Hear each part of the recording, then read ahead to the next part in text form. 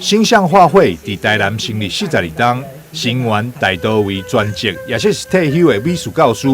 成立宗旨以研究美术、探究创作、提悬社会艺术风气、加强国际艺术交流等等。这次伫大湾北展览，就是由画会成员吴金元、陈昭明、陈玉斌、林俊成、陈耀武、陈望根、庄雅栋、郭泽全、戴真英、萧旭东、吕秉恒、许翠华、冯孝英、杨永本、李佑倩、周习安、吴可文、陈平、杨志强等19位老师共同来开联展。疫情改变了很多事情不仅让我们整个生活的方式的改变，也让我们重新思考怎样的一个方式才是最适合我们现在的一个模式。但是我觉得唯一没有变的是这些艺术家旺盛的创作力所以虽然他们不能出国去旅行，不能去做很多本来随心所欲想要去写生就去写生，想要去参与画作就去参与画作，但是他们把他们的创意发挥在。他们虽然不能去旅行，但是把创意发挥在旅行箱上面。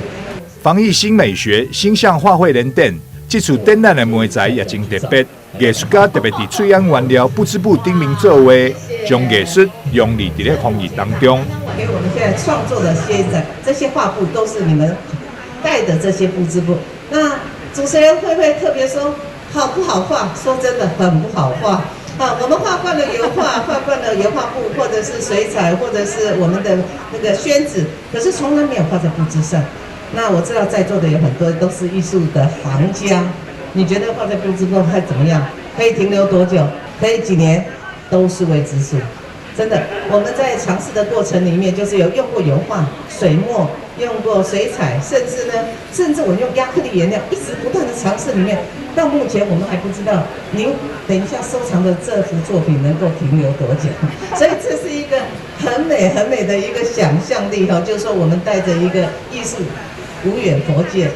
星象画会也特别伫联展顶面义卖艺术创作，并将这所得各买轮椅捐予国军高雄病院冈山分院，让这场艺术体验更加了社会关怀意义。